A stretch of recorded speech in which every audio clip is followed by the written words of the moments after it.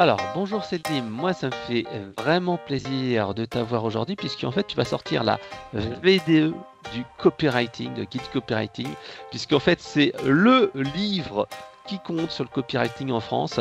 C'est un succès mais vraiment incroyable puisqu'en fait près de 15 000 exemplaires pour un bouquin professionnel. Je pense qu'il y en a très peu qui arrivent à atteindre ce niveau de vente. Donc bravo déjà. Alors est-ce que tu peux Merci te beaucoup. présenter pour ceux qui ne te connaissent pas et expliquer d'ailleurs qu'est-ce que c'est le copywriting? Et bien sûr, bonjour Fred, bonjour à tous ceux qui regardent, qui écoutent, qui nous lisent, peu importe comment vous faites. Le copywriting, qu'est-ce que c'est? C'est l'art d'écrire pour vendre. Quand vous avez un business, vous devez écrire. On parle beaucoup de branding, on parle de marketing, mais à la fin, il y a quelqu'un qui doit rédiger tous ces messages. Celui qui les rédige, c'est le copywriter parce qu'il va mettre les messages dans un ordre déterminé, il va donner du rythme, il va tenter de persuader, de convaincre avec les mots. Objectif, faire agir le lecteur. Et c'est ça le copywriting. On écrit de la copie. En fait, on écrit des messages de vente, on écrit des messages qui font bouger le lecteur. Et ça, pour moi, tu vois, c'est fascinant parce que c'est comment, à distance, depuis mon bureau, je vais réussir à séduire quelqu'un qui est sur son téléphone, dans les transports ou dans son canapé pour qu'il achète un produit qui va l'aider à transformer sa vie. Tu vois, c'est un peu ça l'idée. Ouais. Et c'est un petit peu ce que tu disais avec les mots qui vendent, les mots magiques. C'est un petit peu ça, c'est trouver les mots qui vont tac, appuyer sur le petit bouton dans notre cerveau qui vont faire que tu vas cliquer sur la souris ou appuyer sur le bouton sur le mobile. Ah mais tout le temps, moi parfois tu vois, je lis des textes de vente, des emails de vente, des pages de vente de mes concurrents. Je me dis mais ils sont tellement forts, même moi j'ai envie d'acheter leur formation, tu vois. Alors que je sais que dedans je vais pas apprendre des trucs de fou, mais c'est tellement bien écrit et à contrario, il y a des choses que tout le monde a envie d'acheter, ça me fait ni chaud ni froid. Tu vois, en termes de besoins, tu vas avoir du super beau parfum, tu vas avoir des super belles baskets ou quoi. Je suis rentré dans une phase de ma vie où je vais être beaucoup plus touché par vraiment les mots et quel est vraiment mon besoin plutôt que par la hype. Tu vois, je suis Ouais. moins touché que pendant mes années parisiennes où vraiment je pensais qu'à sortir, qu'à être super stylé et tout, à acheter des trucs dont j'avais même pas besoin. Aujourd'hui, je suis revenu beaucoup plus à un minimalisme et ça rejoint un peu ton bouquin précédent sur la décroissance. Je pense pas être dans la décroissance, mais vraiment dans quelque chose de Dans la très, raison, l'âge de mais raison. exactement, dans une consommation qui est très très raisonnée.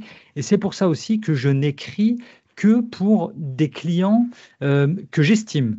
Tu vois, Mhm. des clients dont je pense que le job est intéressant et utile. Il y a des coachs que j'aime bien, pour qui j'écris, et derrière, je vais écrire pour des groupes de BTP, je vais écrire pour des tailleurs masculins, tu vois, pour faire du sur-mesure pour hommes, mais jamais je te ferai du Coca-Cola ou de la cigarette ou de la fast fashion, tu vois, parce que c'est des domaines où non, pas besoin. J'estime C'est pas ne les pas en valeurs. avoir C'est pas besoin. les mêmes. Ouais, Bah justement, je me pose une question et que tout le monde va se poser. On parle de mots magiques, de mots qui font vendre. bien Est-ce que sûr. toi, tu as vu des différences phénoménales entre ce que tu écrivais toi et ce qui était avant et l'impact sur les ventes? Parce que on peut se dire, ouais, le copywriting, c'est vrai, mais est-ce que ça a un réel impact? Ça a vraiment un impact. Alors, moi, tu sais, j'ai démarré le copywriting, c'était à la fin 2010. Tu as mon mentor. À la base, moi, on m'a payé pour écrire des articles sur la séduction. On me payait 50 euros l'article, mais j'étais super content parce que j'en pondais tellement par jour, par semaine, que ça me faisait un salaire confortable. Ok, donc, j'étais coach pour les hommes, je leur donnais confiance en eux. Et là, en fait, un jour, mon client, il me dit, tiens, écris-moi un guide du premier rendez-vous. Ok, Ouais. je sais comment on fait, j'écris ça.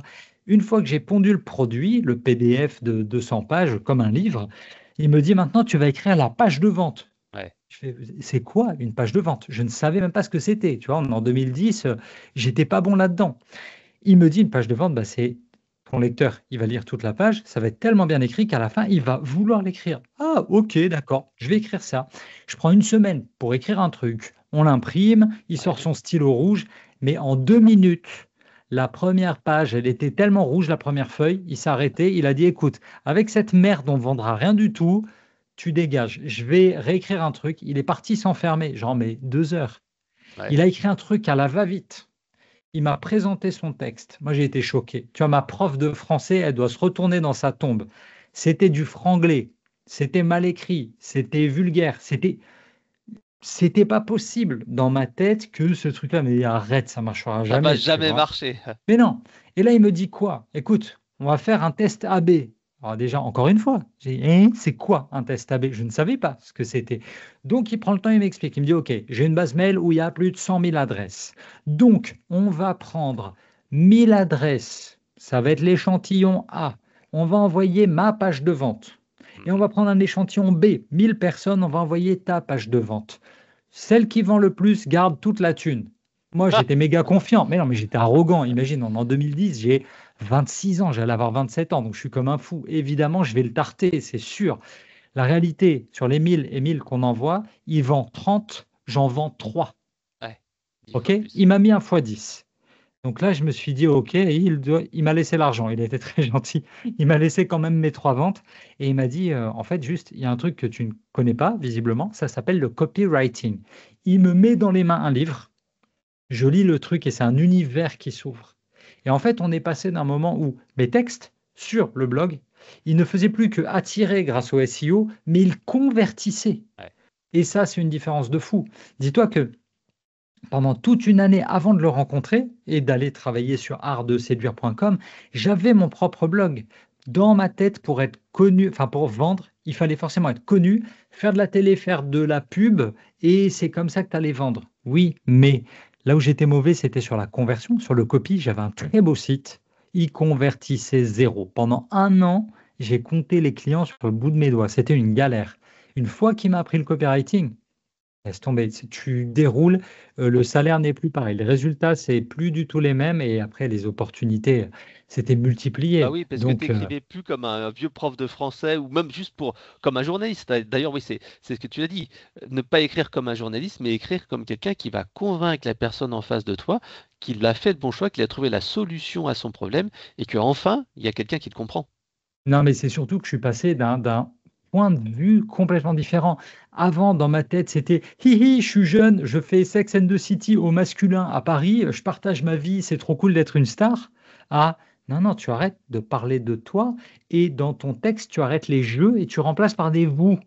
Hmm. Et là, tout de suite, mais en fait, ça, tu changes d'état d'esprit, tu penses à ton lecteur, parce que moi, j'ai été élevé, je voulais être Big BD, tu vois, je voulais écrire des romans, je voulais être un publicitaire merveilleux et connu, mais pas du tout, c'était pas ça le but. Et une fois que lui m'a expliqué ça, une fois que je l'ai lu dans le bouquin sur le copywriting, laisse tomber. Ça a été un changement total. Et aujourd'hui, je ris encore quand je lis mes vieux textes, je me marre. Parce que je me dis, OK, t'avais rien compris. Ben justement, quand tu parles de vieux textes, là, tu vas sortir la V2 du guide du copywriting. Alors, qu'est-ce qui a changé dans cette Bible française du copywriting? Écoute, alors, il y a eu des changements parce que je ne sais pas où, tu sais, on se souvient un peu tous, on était le 11 septembre Septembre. 2001 et je pense qu'on va tous se souvenir, on était aussi en novembre 2022 quand ChatGPT est sorti, Ouais. tu vois, parce que ça a été un vrai, vrai, vrai tournant. En gros, la première édition du guide du copywriting, elle était jaune. Alors attends, où est-elle? Elle est là.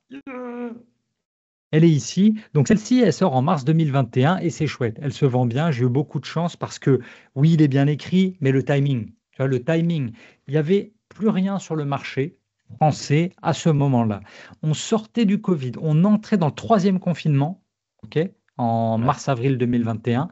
Donc le timing, il était très bon. On va dire beaucoup de gens qui étaient en burn-out, qui en avaient ras-le-bol de leur job, qui Ouais. voulaient changer. Et on a beaucoup parlé de copywriting. Mais les deux, trois qui étaient super connus sur le marché, ils ne vendaient que en ligne. Il y avait un Ouais. espace de fou en librairie. OK? Ouais. Donc le timing a été important. Maintenant, 1 an et demi après, en novembre 2022, tu as ChatGPT qui arrive. Waouh, waouh, waouh. Tout à coup, la compétence d'écriture, elle est disponible à tout le monde. Ouais. À peu près, OK, en 2022. Maintenant, on est 3 ans plus tard, c'est pas à peu près. Maintenant, l'IA, elle te fait des textes 95-97% bien, si tu sais quoi demander. Et c'est ça qui fait que le guide du copywriting V2 va être important, va être intéressant. En gros, tu sais, les Américains, ils disent toujours You don't know what you don't know. En français, tu ne sais pas ce que tu ne sais pas. C'est logique. Si Ouais. tu ignores le copywriting, tu vas demander bonjour, ChatGPT, écris-moi un texte qui donne envie. Ouais. Ok, sans trop savoir. Imagine demain, tu lances ta marque de compléments alimentaires, tu vas écris-moi un texte qui convertit. Ok, mais si maintenant tu connaissais tout l'univers du copywriting, utilise la structure PAS pour me rédiger un mail, utilise la structure BAB pour me rédiger un post LinkedIn. Là, tout à coup, tu vas lui demander plus de choses, l'IA va être encore plus Mhm. spécifique. Donc, cette nouvelle version, je l'ai pensé en me disant, OK, tu as des lecteurs, tu as des étudiants, tu as des directeurs marketing ou des community managers, peu importe, n'importe quelle personne qui bosse dans le marketing et qui doit rédiger des textes n'a pas forcément été formée à l'écriture qui fait cliquer, à l'écriture qui persuade. OK? On parle souvent écriture persuasive. Bon, le bouquin, il est là. OK, mais maintenant il y a l'IA, donc ils ont encore moins de raisons de lire un livre, évidemment. Là, la réflexion, ça a été de me dire, qu'est-ce qu'il y a en trop dans la version 1? Qu'est-ce qui n'est plus utile? Ouais. Donc, j'ai commencé d'abord par reprendre la V1 et enlever tout ce qui ne me paraissait pas approprié pour 2025.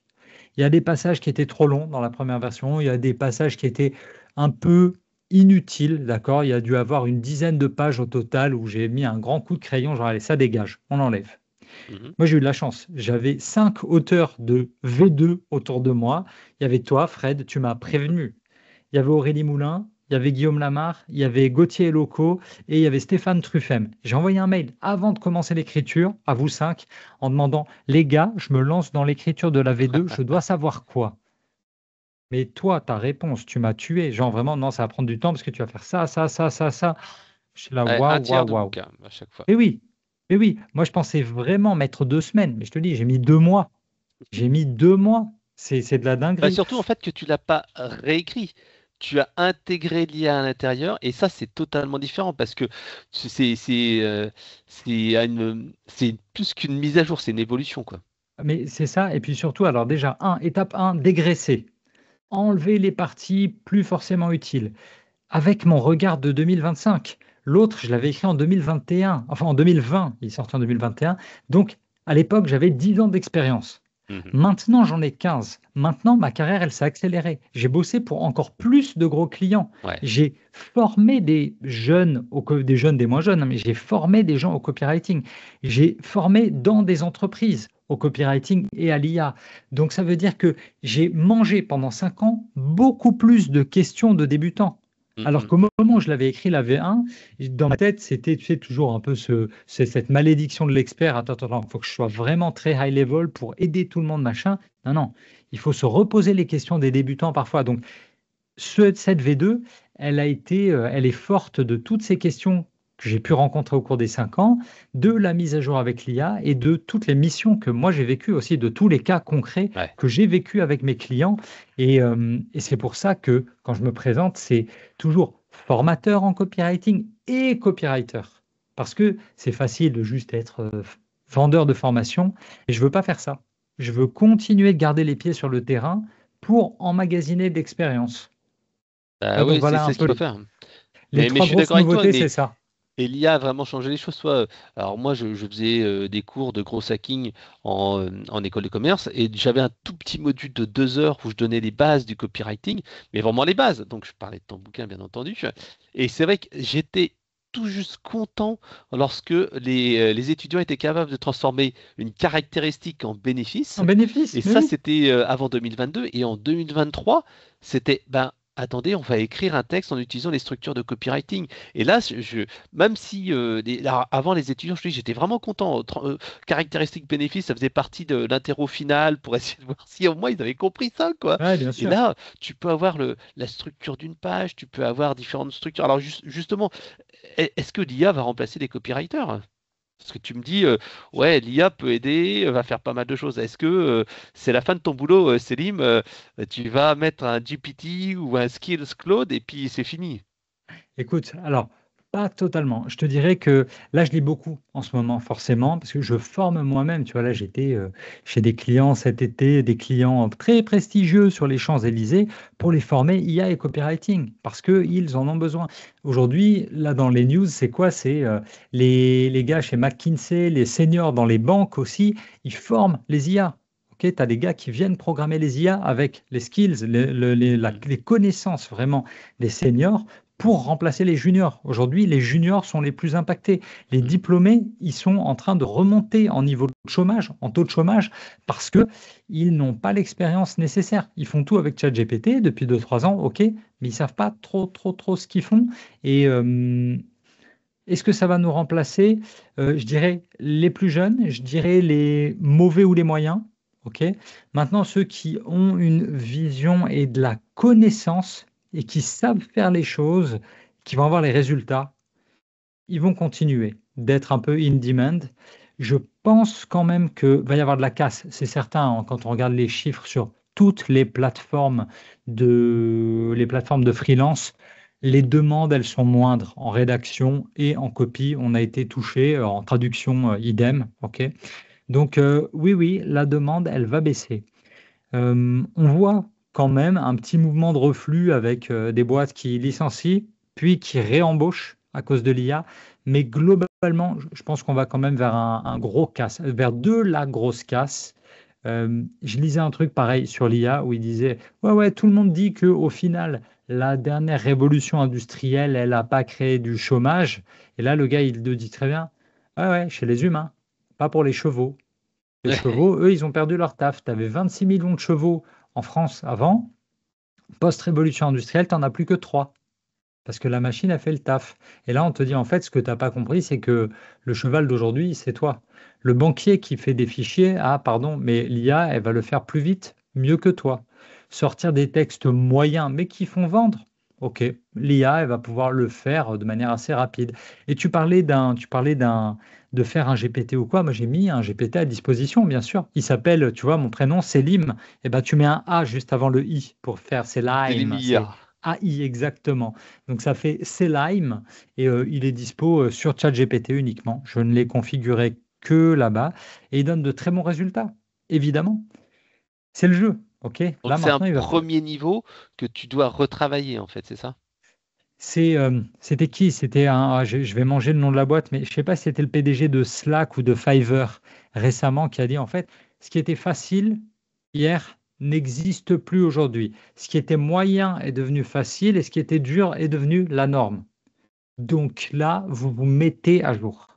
Vous vous mettez à jour. Là, on entre dans une ère où, quelque part, on va dire, ça devient un petit peu plus démocratique. Le moindre gamin qui a envie de s'en sortir et de se faire mal dessus et d'apprendre, il peut aller creuser. Et il peut faire. Tu vois? Et là, sur cette discussion du diplôme ou pas diplôme, le diplôme, ok, mais qu'est-ce que tu sais faire? Et c'est ça qui va être intéressant. Et c'est là que bah, moi non plus, je ne dois pas me reposer sur mes lauriers. Tu vois, c'est OK.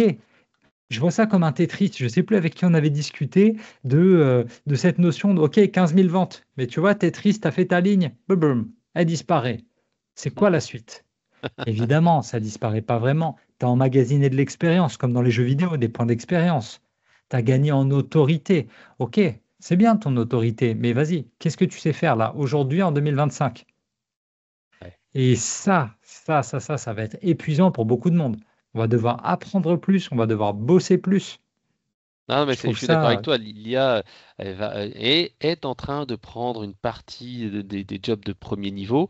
Ça permet de faire, même parfois, comme tu l'as dit, hein, tu n'as pas forcément besoin pour faire un post LinkedIn. Moi, je le vois, le volume de post LinkedIn a augmenté et c'est vrai que ça fait le job. Mais maintenant, le problème, c'est que la qualité nécessaire pour gagner en visibilité, déclencher une émotion ou faire passer quelqu'un à l'action, il est remonté aussi d'un niveau. oui, Donc tu oui, peux oui. pas juste faire un post LinkedIn. Et c'est pour ça que j'apprécie beaucoup ce que tu fais sur LinkedIn parce que tu travailles les visuels, tu travailles le carrousel. Et c'est pas le simple texte. Ce niveau de qualité touche aussi le copywriting, touche aussi des pages de vente. Et tout ça, ça veut dire que, ok, tu peux avoir un travail de base, mais est-ce que ça suffira encore à convaincre? C'est ça, et visiblement, bon, pour tout le monde, hein, le coût d'acquisition a augmenté. Et Mhm. c'est à chaque fois, sur chaque plateforme, pour acquérir des clients au début, c'est facile, parce qu'on n'est pas nombreux à poster. Puis on est de plus en plus à poster. Et là maintenant, avec l'IA, bordel, tout le monde peut poster du niveau de base. C'est pour ça qu'il y a aussi beaucoup euh, là je l'ai écrit l'autre jour, le mot qu'ils ont mis en avant les Ricains, c'est le slop, du Ouais. contenu de mauvaise qualité, produit en quantité industrielle. C'est pas bon, ça va vite et tu manges tout ce contenu qui est nul. Moi, je te promets, au quotidien, je fais des copies d'écran de tous les postes qui sont vides, qui enfoncent des portes ouvertes, qui sont nullissimes. Mais c'est dramatique, tu vois. Et je me dis, mais attends, comment on a pu en arriver là? Mais c'est normal. Tu as des gens qui ont expliqué, c'est l'algorithme, il faut le nourrir, donnez-leur, ne lâchez pas tous les jours ta petite croix comment il s'appelle, Jerry Un prisonnier. Seinfeld. Tu vois, voilà, Jerry Seinfeld, tu fais ta croix tous les jours, tu lâches jamais ta chaîne de production. Tous les jours, tu produis du texte. L'autre jour, j'en ai vu une, elle faisait quoi? Elle me poste un truc. Oh non, non, il est 3 heures du mat, j'arrive pas à dormir. Vous voulez pas me raconter une histoire? Tout ça pour faire du reach sur Non. LinkedIn. C'est dinguissime. Tu vois? Et moi, je collectionne tous ces posts Mais quelque mauvais. part, est-ce que ce serait pas du copywriting, ça aussi, Ouais, non, mais attends, le copywriting, c'est pas juste. Alors, attends, parce que j'ai une histoire là-dessus. Le copywriting, effectivement, la première des missions, c'est capter l'attention. OK? Mhm. Et donc là, elle capte très bien. Et c'est très, très facile de capter l'attention. Tu insultes les gens, tu montres un peu plus de peau que prévu, tu racontes des trucs complètement what the fuck. C'est facile. Un jour, j'ai eu un apprenti copywriter qui m'a dit, Selim, j'ai trouvé comment je vais faire pour avoir des clients. Je vais Ouais. aller dans des cafés et au dos de mon écran d'ordinateur, là, au dos de mon ordi, je vais mettre un autocollant d'une croix gammée. Comme ça va Non, attirer l'œil. Je te promets, je lui ai dit, il mais est fou. t'es débile ou t'es débile? C'est quoi le problème dans ta tête? Mais si les gens ils vont me regarder, eh, vous avez vu, je sais attirer l'attention. Je peux faire pareil pour votre job. Ouais, mais là, tu vas attirer Malheureusement, l'attention dans le mauvais sens. mais oui, non mais le problème c'est qu'à force d'avoir des débiles qui te racontent des trucs du genre qu'on parle de moi en bien ou en mal, l'essentiel c'est qu'on parle de moi, ça rentre dans la tête des gens. OK? Et donc tu as un nivellement par le bas qui moi je suis catastrophé. OK? Mais là tu le disais, est-ce que c'est pas le job des copywriters? Oui, oui, oui, attirer l'attention, mais avec un vrai programme derrière. Sauf que avec les réseaux sociaux et toute cette époque du quart d'heure de gloire, aujourd'hui, on parlait de Kim Kardashian, famous for being famous. Tu vois, Mhm. elle est célèbre pourquoi? Bah, elle est célèbre pour être célèbre. Elle a commencé grâce à la célébrité, mais il n'y avait rien derrière. Elle a transformé cette célébrité et maintenant elle vend des trucs. Mais au départ, c'était juste de la pure influence, du pur chiffre parce qu'elle était suivie. Et par rapport aux compétences, tu vois, j'ai une petite fille qui a 5 ans. Je me Mhm. pose la question. Hier, on discutait avec des potes quand j'étais à Paris là, pour signer le guide du copywriting deuxième édition. Tu as des gars qui sont dans des vraies grosses boîtes, qui sont directeurs financiers et qui me disent, mais c'est dramatique. Genre, il n'y a plus une slide, il n'y a plus un fichier qui n'est pas corrompu par l'IA avec des mauvais chiffres. Les juniors qui utilisent l'IA, ils font n'importe quoi, ils me livrent des chiffres, ils comprennent même plus ce qu'ils font. C'est Ouais, c'est vrai que cette dramatique. perte de sens, elle est importante parce que moi, je le vois, toi, ma fille est au collège, elle vient entrer en sixième, et on est en train de refaire des maths à l'ancienne, Mais oui, avec division, machin et tout ça, et tu me dis, merde, j'ai un petit peu oublié tout ça, alors qu'avant, j'étais capable de faire tous les calculs de tête. mais Donc, en évidemment. fait, Ah non, non, ça, mais on est en alors, train de le perdre. on est en train Même de pour le le copywriting. perdre. Tu vois, justement, tu parles du copywriting. J'utilise très régulièrement l'IA pour rédiger. D'ailleurs, toi, mon outil préféré pour trouver des accroches, c'est plus DeepSeek que ChatGPT. Je trouve qu'au Ok, niveau de la créativité, il est vraiment ok. très très bon et il donne vraiment des trucs un petit peu originaux. Autrement, ChatGPT tourne tout le temps sur la même soupe, comme tu dis, le slop. Et je me force maintenant à réécrire parce qu'en fait, avec ma collègue Chantal, on avait un peu trop tendance à faire tourner l'IA, à faire un post. Mais oui, Et c'était toujours un peu la même chose. Et j'ai perdu. Le cerveau est un muscle. Si tu ne le fais complètement. pas travailler régulièrement, il se rouille et ça devient plus dur. Et je me dis, moi qui ai quand même une expérience d'écriture pendant de nombreuses années, comme toi, Mais c'est ça.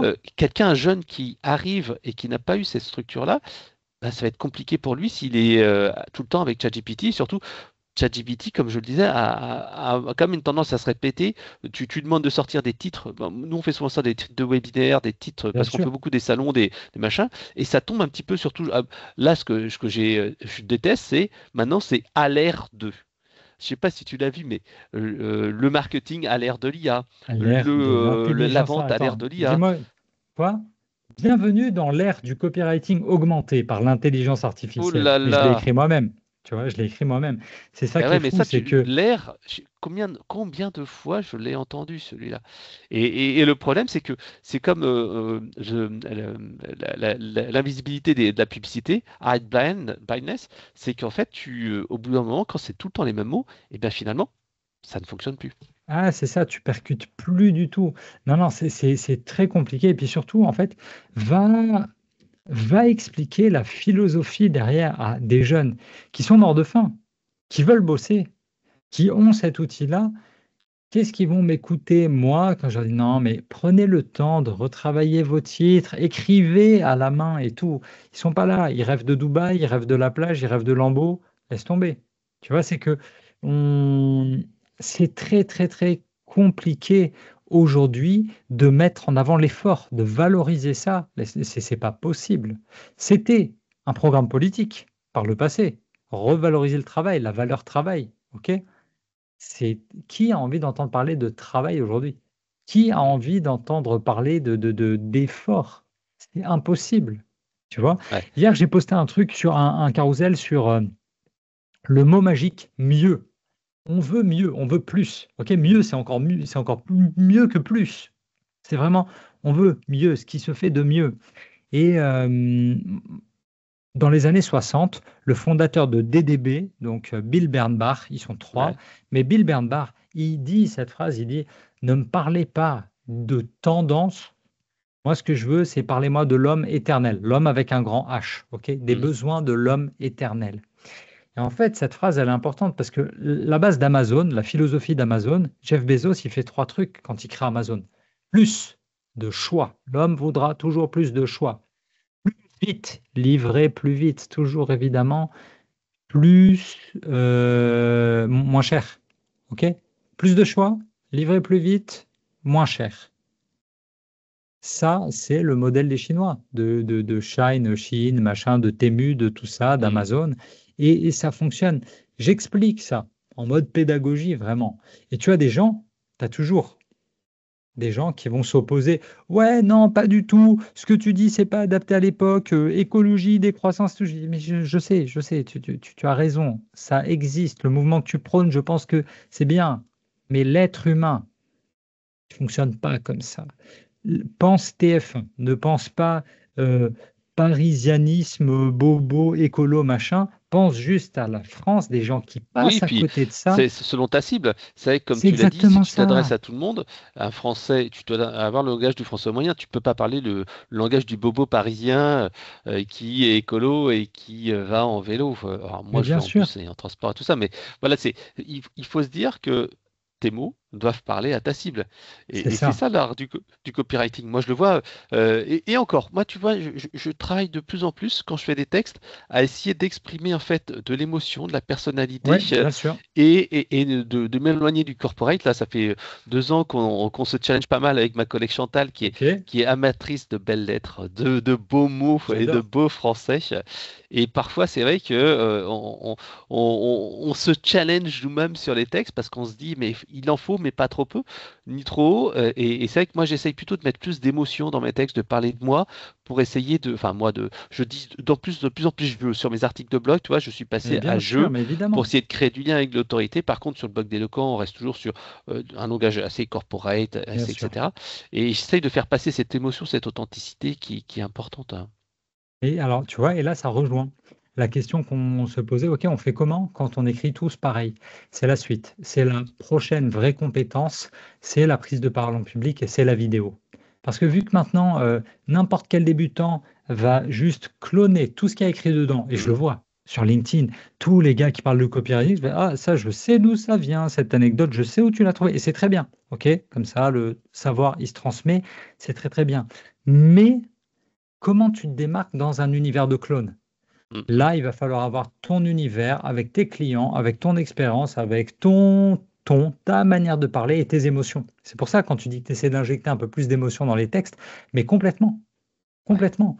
Et c'est ça vraiment la suite. Et je pense que c'est là où je ne suis pas encore suffisamment bon parce que je refuse encore pour le moment d'exprimer trop vraiment qui je suis. Tu vois, je Ouais. reste quand même corporate parce que j'ai des gros clients qui sont corporate. Donc je ne peux pas aller, et c'est un de mes problèmes marketing depuis des années de toute façon, c'est tu as le très très chaud, tu as le très très froid. Moi, je suis dans la nuance. J'ai appris à penser dans la nuance, j'ai appris à m'exprimer dans la nuance. Quand je regarde les deux côtés du spectre, le très chaud masculin, le très chaud féminin, on ne peut pas se parler. Je peux pas leur parler. C'est trop différent. Ils sont OK pour avoir un positionnement très agressif. Moi, dans aucun monde, il n'y a pas moyen. Parce que je ne suis Mm. pas comme ça. Tu vois? Et que ça vient de l'éducation, ça vient de quelle société tu veux. Et en fait, c'est plus profond que juste quel tone of voice je vais utiliser dans mes textes. C'est Mm. vraiment, non, non, mais attends, je suis un être humain, quelle valeur j'ai envie de faire passer quand je vois des gens qui parlent que de thunes, je peux pas, je suis français, Bien tu sûr. vois. Non, Moi, non, mais j'essaye de remettre de l'humain. bien sûr, Sur LinkedIn, j'essaye enfin, autant que je peux. Alors, pas forcément me mettre moi, mais je sais que c'est ce qui marche le mieux, mettre une photo de toi. Mais par exemple, j'aime bien mettre des photos de selfie quand je vais sur un salon, quand je vais sur un événement. bien Moi, sûr, à chaque fois, mes collègues, ils rigolent parce que je dis, ah, on se fait un petit selfie.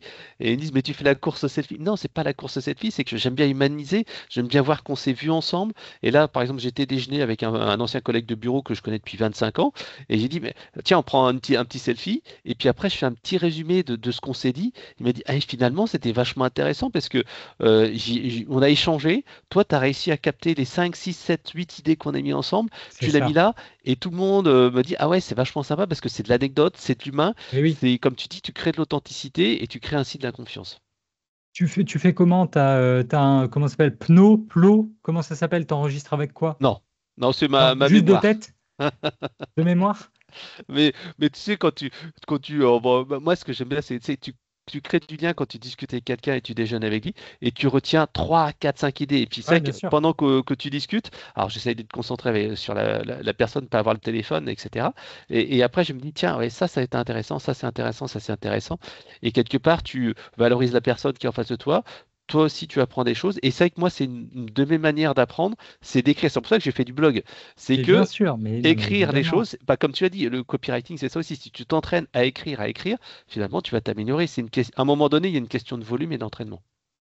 C'est totalement vrai. Et c'est pour ça que les formations, ça prend du temps. Tu vois, aujourd'hui, tu lis un bouquin, tu appliques avec ChatGPT, Claude, DeepSeek, ce que tu veux, ça va très vite. Tu peux avoir des premiers résultats assez rapidement, mais maîtriser derrière vraiment, ça prend un peu plus de temps. Est-ce que les gens ont envie de Mhm. le prendre ce temps? Je ne suis pas sûr.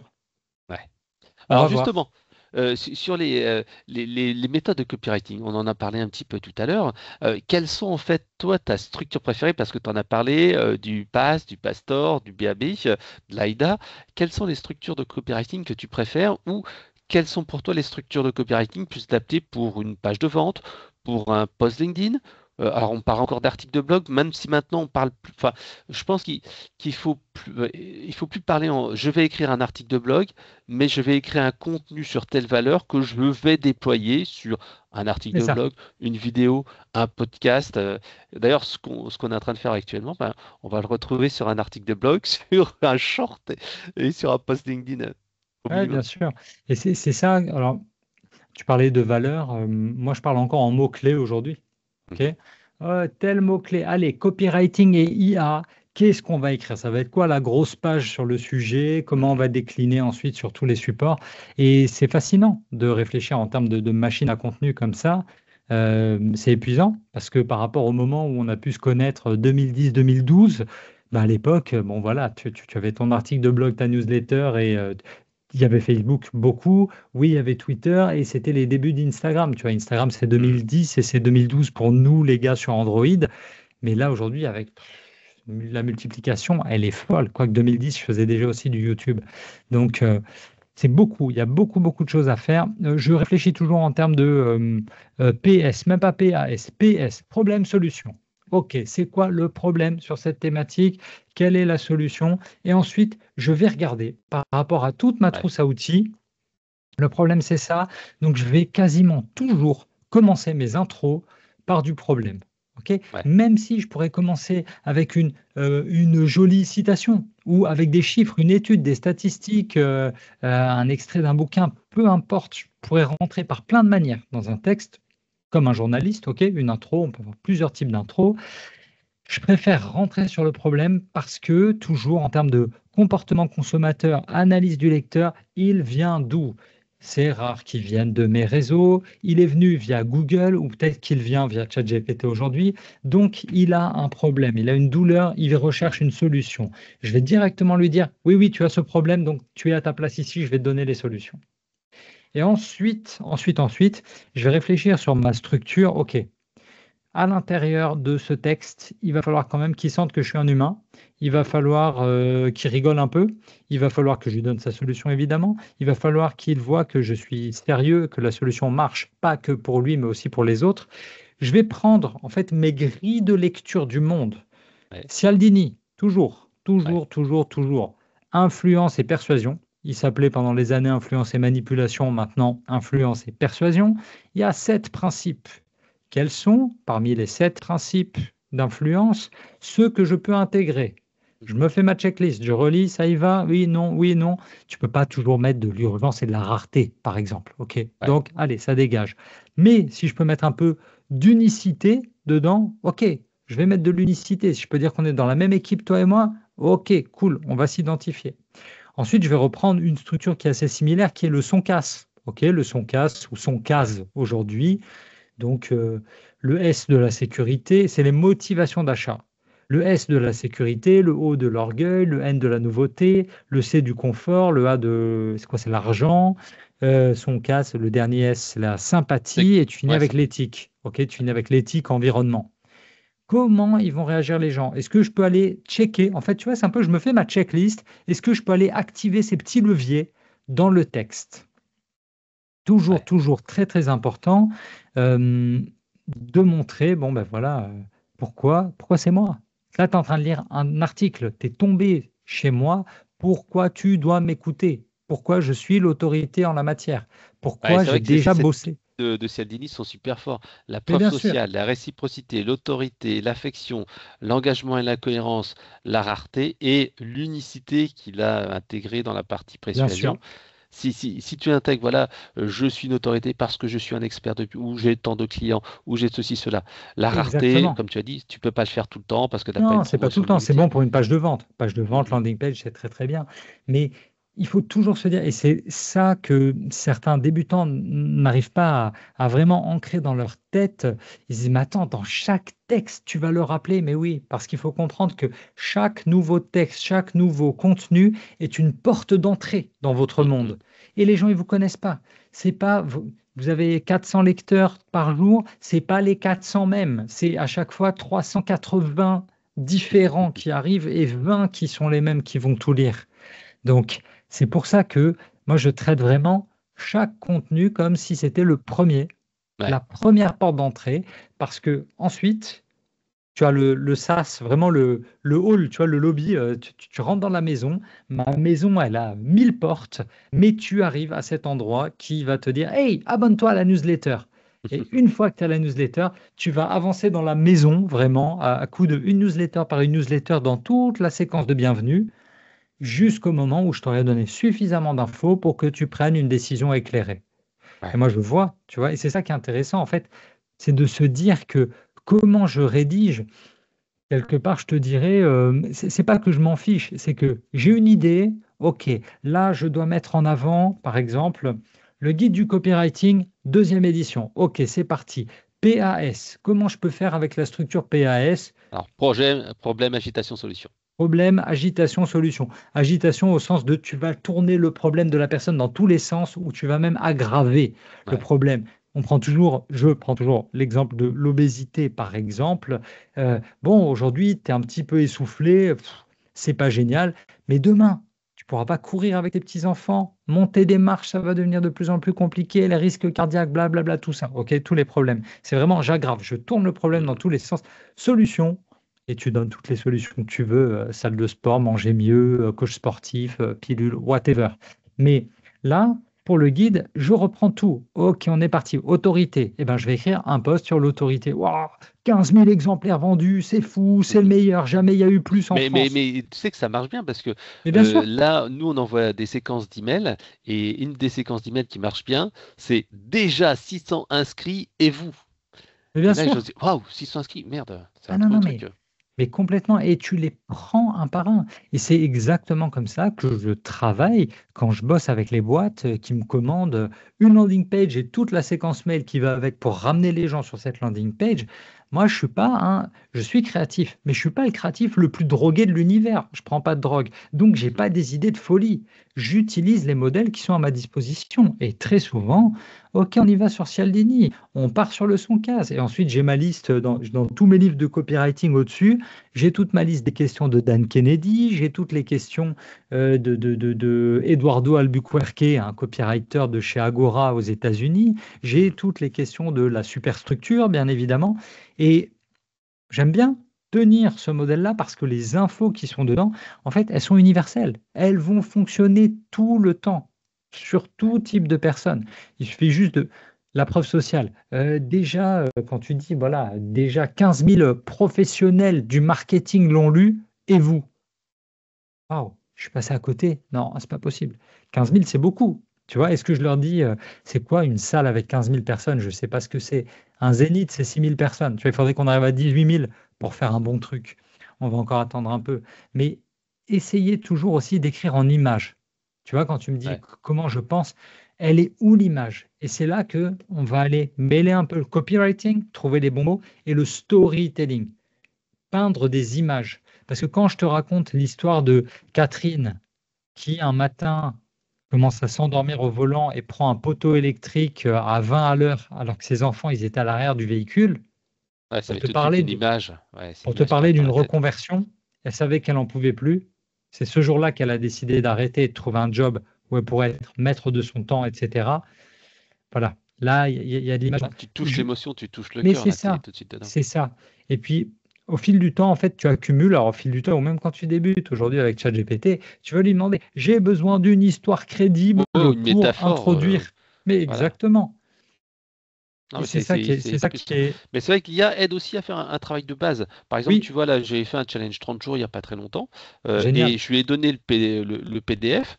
Et c'est vrai que quand je me suis dit, putain, je vais devoir rédiger 30 mails, Ouais, c'est nom dur. de Dieu, 30 mails. Et puis je me suis dit, non, je vais lui faire bouffer ça. Alors, c'était pas tout le temps génial, Non, mais comme c'était des emails en fait d'entretien où il n'y avait pas à vendre, ben, finalement, ça m'a servi de bonne base. Et bah, ça me fait gagner un peu de temps, mais comme tu l'as dit, après, tu dois toujours repasser dessus pour ah, laisse tomber. ajouter ton expertise, ton expérience, parce que autrement, comme tu dis, ça fait, ah, il y a un petit truc qui manque, quoi. C'est Il pas, manque, il manque toujours. Nous, on fait souvent mardi midi, on a copy lunch et jeudi soir, on a copy night. Sur la copy night, on bosse pendant 2 heures et c'est là que parfois, je leur sors une séquence mail de 10 mails de lancement. On bosse ensemble sur des vrais business ou des faux Mhm. business. Et OK, on y va, on a l'idée, on réfléchit, on bosse sur le marché, on bosse sur le client, on y va, on l'écrit, c'est parti. Et ChatGPT va nous aider. On regarde un peu, OK, qu'est-ce qui sort derrière? Bon, c'est faible. Qu'est-ce qui me manque? Qu'est-ce qu'on a oublié de lui demander? Ah, on a oublié de lui demander du Cialdini, du Soncas, ok, on y va. Non, c'est pas assez. Qu'est-ce qui rend cette méthode ou ce produit unique? Allez, on Ouais. y va, on repart. Tu vois? Et en fait, toutes ces questions-là, bah, tu les connais quand tu es formé. Mais on revient au you don't know what you don't know. Ok? Si jamais tu n'es tombé sur ces modèles-là, si jamais de ta vie, imagine, tu es mal organisé, si jamais dans ta vie, personne ne t'a parlé de la matrice d'Eisenhower, tu peux pas savoir. Ah oui, c'est vrai qu'il y a des trucs urgents et il y a des trucs importants et des trucs urgents pas importants ou importants pas urgents. Mais une fois que tu connais ces modèles en tête, tu réfléchis beaucoup mieux. Et en fait, plus tu en as, plus ça te permet d'être créatif. Parce que la Mhm. créativité, c'est toujours ça, c'est assembler des idées qui, a priori, n'ont rien à voir entre elles. Ouais. Ben, justement, là, on parle sur des choses qui sont quand même du quotidien. pour le copywriting adapté à LinkedIn. Quels sont un petit peu tes conseils? Parce que tes posts ont quand même beaucoup de succès. J'ai adoré tes carousels. Tu as même fait une. C'est quoi ta dernière publication qui a cartonné? Question pour un taux de conversion. Ouais. Je sais, tu as vu celle-ci? C'est une Oui, oui, je l'ai vidéo. vu. Voilà, c'est une vidéo où je fais justement le A/B test. En Mhm. gros, chaque semaine, j'envoie 3 emails dans ma newsletter Les mots magiques. J'envoie 3 emails. Donc à chaque fois, j'envoie un titre A et un titre B. Donc à chaque fois, j'ai des taux d'ouverture différents. Et là, Ouais. j'ai décidé de faire une vidéo où je suis présentateur de ce jeu télé, où j'affiche à l'écran l'email A, l'email B. À votre avis, lequel des deux a gagné? Gling, ça s'affiche en vert, le gagnant. Et j'explique pourquoi tel titre a gagné, pourquoi il était mieux écrit. Sauf que moi-même, si j'avais dû jouer, tu vois, ce que je demande aux joueurs, le score, aux spectateurs, mettez-moi votre score dans les commentaires. Et en fait, même moi, si j'avais dû jouer, j'aurais mis 7 sur 10. J'aurais jamais eu 10 sur 10. Tu as toujours un élément de surprise. Il y a des titres où je me dis, non, mais c'est sûr, c'est celui-là qui va gagner, mais pas du tout. Pas du tout. Je suis passé à côté. Et parfois, tu as des écarts qui sont conséquents. Ça peut tirer à Ouais. 2-3 points. 2-3 points d'écart, c'est beaucoup. C'est Ah beaucoup oui. quand tu as des grosses bases mail. Ouais, donc, question pour un champion de taux de la conversion en plus en poste, en représentateur TV. Je trouve que c'est vachement sympa. Et tes visuels, donc tu mises beaucoup donc, sur le carrousel également. Tu 2 fois alternes. par semaine, oui. Ouais, 2 fois par donc semaine. Alors, ça c'est mon secret de productivité. J'ai mhm. quelqu'un qui travaille avec moi là-dessus Ah parce ouais, que ça prend trop de temps. Tu vois, et on revient à cette notion du coût d'acquisition. C'est trop cher. Enfin, c'est trop cher. Ça me coûterait soit du temps que j'ai pas envie de mettre, soit ça me coûte de l'argent. Je préfère payer. Et donc, j'ai cette personne qui travaille pour moi, ce ghostwriter qui travaille avec moi, qui a de très très bonnes idées. On valide ensemble. Il y a une graphiste qui fait tout le montage. Donc, le mercredi, à chaque fois, j'ai 2 rendez-vous. Le mercredi, c'est le mot magique de la semaine. Et le vendredi, c'est le best-of de la semaine. Les 5 posts que j'ai préférés. En ouais. fait, c'est Ça, je très trouve que simple. c'est assez fort, hein. Je trouve que c'est assez Mais fort ça. écoute, tu connais la technique, hein, c'est toujours, moi, j'ai regardé, j'enregistre ceux que j'ai bien aimés.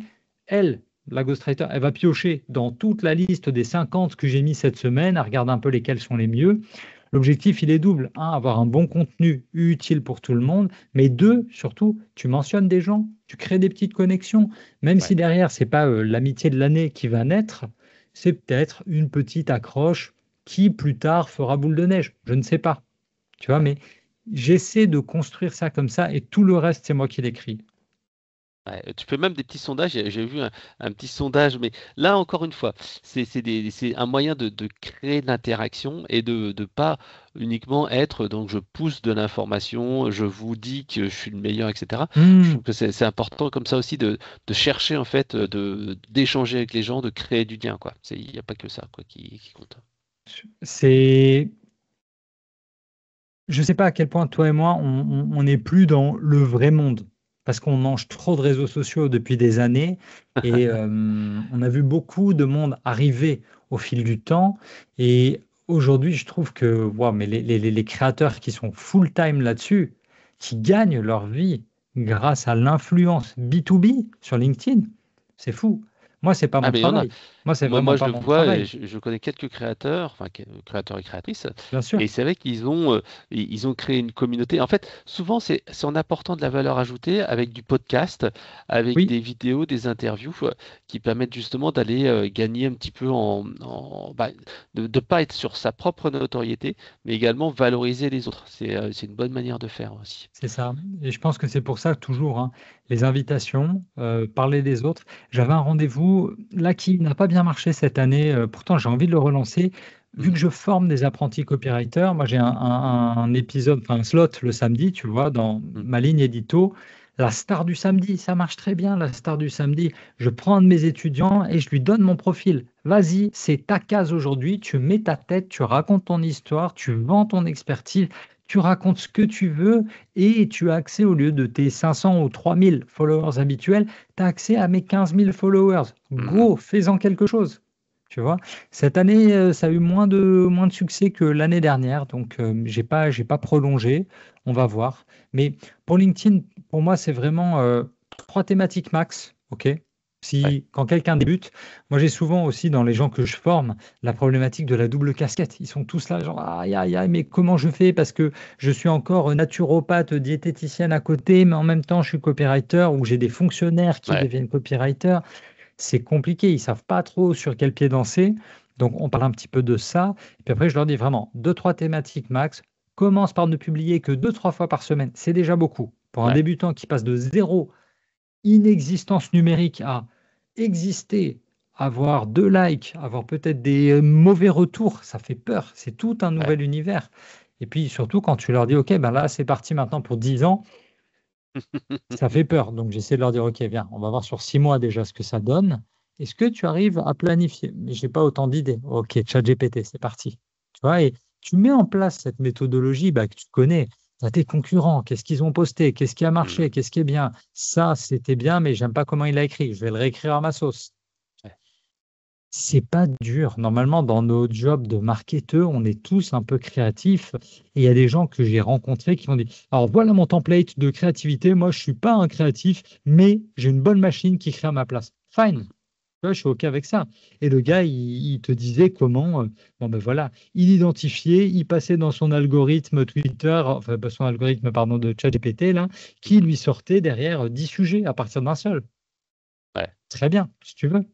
C'est pas comme ça que je fonctionne, mais lui, au moins, il Oui, gagnait parce du qu'il y a temps. certaines personnes qui sont pas à l'aise à l'écrit et justement l'IA peut les aider à avoir Ouais, une c'est trame ça, de base. Et comme tu as dit, c'est la ça. vidéo, il y a des personnes qui sont moins à l'aise en vidéo et donc qui vont préférer autre chose. Ouais, bien Ok. sûr.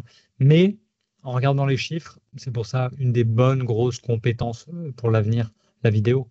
Sûr, Ouais. c'est sûr. Alors justement, et on va peut-être finir par ça, comment adapter le copywriting à la vidéo?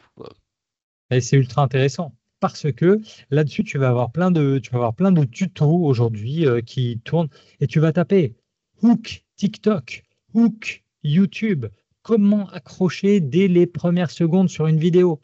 Et tu vas tomber sur toutes les recommandations. Moi, j'ai un pote, tu vois, que j'aime beaucoup. Je crois qu'il a passé la barre des 100 000. Il s'appelle Arnaud. C'est Very Good Lord sur Instagram. Lui, il fait de la Ouais. mode. Il fait des montres, il fait de la mode masculine.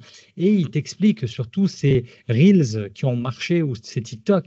Salut, aujourd'hui, je vais te montrer en 5 secondes. Tu vois, il te dit vraiment, les 5 premières secondes, tu dois les éclater avec du mouvement. Et c'est pour ça, moi, je vois des vidéos de gens qui sont fous. Tu ne te comporterais jamais dans la vraie vie comme ça. Et tu es obligé, OK, mouvement. Notre cerveau, tu le sais, il est fait pour Ouais, il a tiré. capter le mouvement dans la savane, la moindre brindille qui branche, il y a un lion. OK, le mouvement, on est attiré directement. Donc, il faut bouger. Il faut bouger, ça c'est le plus important pour capter l'attention. Tu as aussi des notions de contraste qui sont très très fortes. Contraste, typiquement, tu vois, bon contraste, ça va être ça, quoi. Hop, bleu et Ouais. orange, on connaît la roue des couleurs, et ben tu bosses ta roue des couleurs et tu fais quelque Bah, c'est chose pour ça que qui souvent bouge. derrière les vidéos, il y a ces fameux éclairages qui permettent de ressortir et faire un éclairage qui est totalement, qui te fait ressortir et qui fait un fond coloré derrière. Ouais, bien sûr. Ça déjà, c'est les 2 parties importantes et puis surtout ensuite, moi j'avais vu les règlements, comment tu dis? Les tables de la loi quoi, de Mister Beast, les 10 commandements, voilà. Où il te dit, «Skip the context». Tu rentres dans la vidéo, non, boum, directement tu rentres dedans et c'est ce qu'on voit aujourd'hui sur tous les podcasts ou toutes les vidéos YouTube où tu arrives et directement tu as la grosse anecdote Oui, larmoyante ou la vraiment punchline, ou agressive. le Ouais, chiffre, ou le truc. exactement. La grosse punchline, boum. Salut! Dans cet épisode, tu vas découvrir, bim, bam, bam, bam, bam, c'est parti. Pfiou, merci à notre partenaire. Tu vois, mais il commence directement Ouais, bah, par j'ai fait ça, moi, ça, nanana, de l'anecdote, tu te dis, putain, la vache, ouais, c'est intéressant. Et c'est vrai que je l'avais vu plusieurs fois, ça, et là, maintenant, bah, justement, beaucoup d'influenceurs en B2B commencent à faire ça, où il y a la partie de l'intro qui est, tac, tac, je fais cette petite truc, séquence un peu choc, et après, on recommence sur l'intro, la pub à la moitié, et à la fin, l'appel à l'action. exactement parce que aujourd'hui, on ne peut plus prendre le temps. Waouh! Juste avant de te parler, Fred, j'étais sur Instagram évidemment et je vois une amie qui a posté une story. Demain, tu pourras aller au cinéma pour payer des films en accéléré. C'est-à-dire que tu Oula. avais une jeune fille vraiment de 24 ans qui disait: «Non mais moi aujourd'hui, c'est plus possible quoi, 1h40 à regarder un film. Non, non, non, là tu vois, je le paye en accéléré, j'ai l'habitude d'être sur mon téléphone tout le temps et mais ça représente un gain de 40-45 minutes pour moi».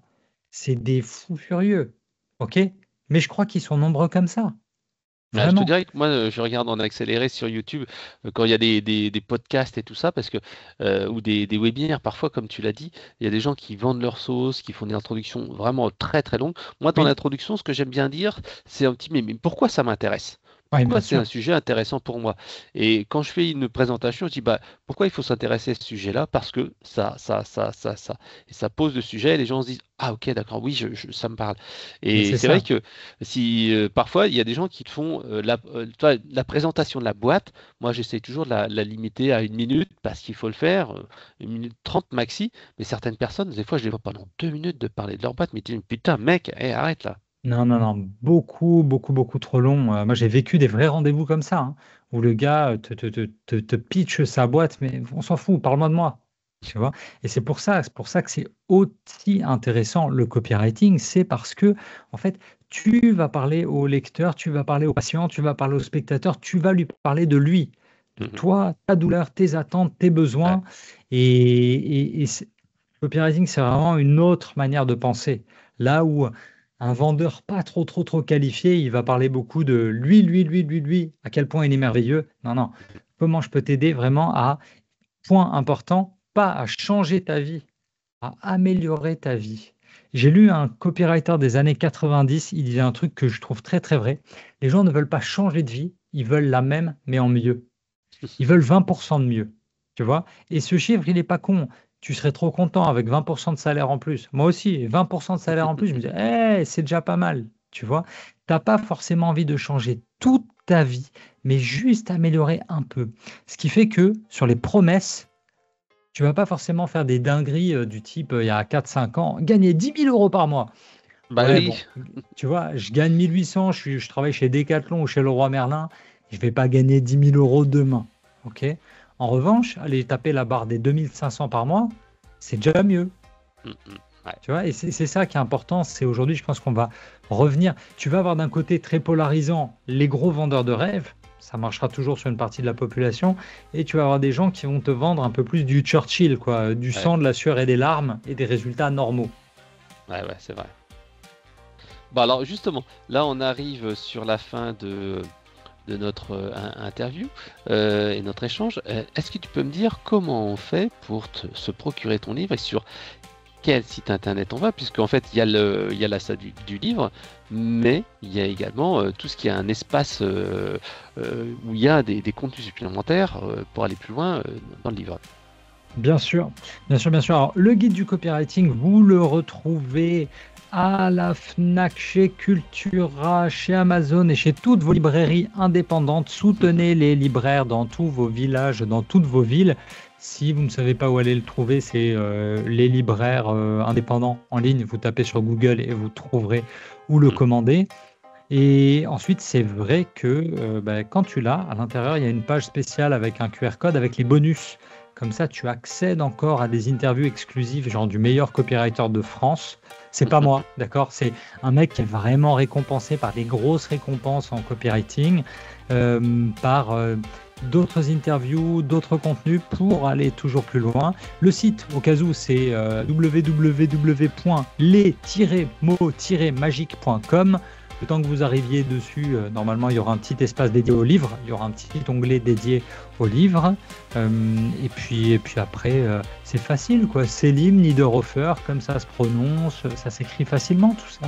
Et on te retrouve en te googlisant directement sur LinkedIn. Bah, merci en tout cas Céline pour cet Non, mais échange qui merci, était Fred. passionnant. Et on va tous se précipiter pour acheter le guide du copywriting. À très bientôt. Écoute, merci beaucoup, à bientôt. Au revoir. À bientôt. Bye bye.